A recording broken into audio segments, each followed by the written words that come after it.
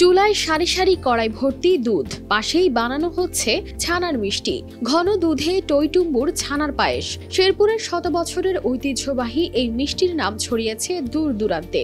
সম্প্রতি এই ঐতিহ্যবাহী ছানার পায়েস পেয়েছে ভৌগোলিক নির্দেশক বা জিআই পণ্যের মর্যাদা।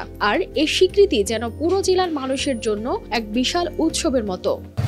শেরপুরের ছানার পায়েস জিআই পণ্য হিসেবে স্বীকৃতি পেয়েছে, এটা আমাদের গর্বের বিষয়। এতে আমরা শেরপুরবাসী গর্বিত। এই মিষ্টিটা খুব প্রসিদ্ধ মিষ্টি। তুলসীমালা ধানের পর ছানার পায়েসের জিআই পণ্য হিসেবে স্বীকৃতি পাওয়ার এই অর্জনে আনন্দিত শহরের সাধারণ মানুষ থেকে শুরু করে মিষ্টির কারিগররা। মাঠের অলরাউন্ডার আমি, আর ঘরের all-rounder Tylox. Tylox toilet cleaner, clean মানেই টাইলক্স। জিআই পণ্য হিসাবে এই শেরপুর জেলার ঐতিহ্যবাহী খাবার ছানার পায়েসকে গণ্য করায় আমরা শেরপুরবাসী গর্বিত।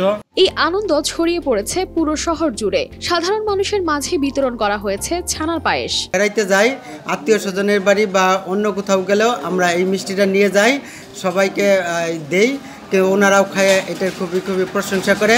দুধ, চিনি, ময়দা আর এলাচ দিয়ে তৈরি এই মিষ্টির স্বাদ আর গুণ যেন ছাপিয়ে গেছে অন্য সব মিষ্টিকে। এর জন্য প্রথমে দুধ জাল দিয়ে তৈরি করা হয় ক্ষীর। এরপর দুধ থেকে ছানা কেটে বানানো হয় ছোট ছোট মিষ্টি, যেগুলো চিনির শিরায় সেদ্ধ করার পর মেশানো হয় ক্ষীরের সঙ্গে। হালকা পরিমাণ মতো ময়দা দেয়, এলাচ দেয়, চিনি দেয়, দেওয়া সেরা ওটাকে ছোটো ছোটো গুটি করতে হয়। ছোটো ছোটো করে গুটি মানে ওটা শিরার ভিতরে জাল করতে হয়।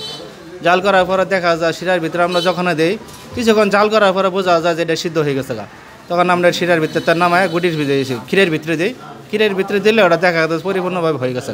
ছানার পায়েস তৈরির ইতিহাস নতুন নয়। ব্রিটিশ আমলে শেরপুরের গোয়ালপট্টিতে প্রথম তৈরি হয় এই মিষ্টি। সেই সময় বিশেষ কায়দায় এই পায়েস পৌঁছে যেত কলকাতা পর্যন্ত। আর এখন শেরপুরের 1.5 ডজন দোকানে প্রতিদিন বিক্রি হয় 2 থেকে 250 কেজি ছানার পায়েস। প্রতি কেজি পায়েস 350 থেকে 400 টাকা, যা স্থানীয় উৎসব থেকে শুরু করে বিয়ে বা ধর্মীয় অনুষ্ঠানের অন্যতম আকর্ষণ। শেরপুরের ঐতিহ্যবাহী ছানার পায়েস খুবই প্রসিদ্ধ।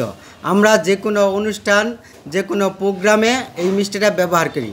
ছুটির দিনে যখন বিভিন্ন জায়গায় বেড়াইতে যাই বা ফ্যামিলি মেম্বার বা বন্ধুবান্ধব নিয়ে যখন আসি, তখন এই ছানার পায়েসটা আমরা সবাই উপভোগ করি, সবাই মিলেমিশে খাই। মিষ্টি ব্যবসায়ীদের মতে জিআই পণ্যের এই মর্যাদা ধরে রাখতে গুণগত মান বজায় রাখার দায়িত্ব বেড়ে গেছে বলে মনে করেন তারা। ছানার পায়েস জিআই পণ্য ঘোষিত হয়, এটা শেরপুরবাসী এবং আমরা এই মিষ্টি ব্যবসার সাথে যারা জড়িত সবার জন্য খুবই আনন্দের খবর। লক্ষ্য রাখতে হবে, আমরা যদি এই ছানার পায়েসের মানটা সমুন্নত রাখতে পারি, ধরে রাখতে পারি, তাহলে এই ছানার পায়েস আরও সমৃদ্ধ হবে, শেরপুর জেলার সাথে সাথেও উপকৃত হবে। ছানার পায়েস ছাড়াও শেরপুরের আরও ঐতিহ্যবাহী পণ্যের জন্য জিআই স্বীকৃতি পেতে উদ্যোগ নেওয়া হবে বলে জানান এই কর্মকর্তা। আমাদের শেরপুরের ছানার পায়েস আজকে আমাদের জিআই পণ্য হিসেবে স্বীকৃতি পেয়েছে এবং ভৌগোলিক নির্দেশক নম্বর হচ্ছে 44। আমরা গত 10 জানুয়ারি 2024 তারিখে আমাদের ট্রেডমার্কস অধিদপ্তর তথা শিল্প মন্ত্রণালয়ে পাঠিয়েছিলাম ছানার পায়েসকে জিআই পণ্য হিসেবে স্বীকৃতি দেওয়ার জন্য। তো নানা প্রক্রিয়ার মাধ্যমে সেটি অবশেষে জিআই পণ্য হিসেবে স্বীকৃতি পেয়েছে। শেরপুরের ছানার পায়েস এখন শুধু একটি মিষ্টি নয়, বরং এটি জেলার সংস্কৃতি ও ঐতিহ্যের প্রতীক। News desk, RTV।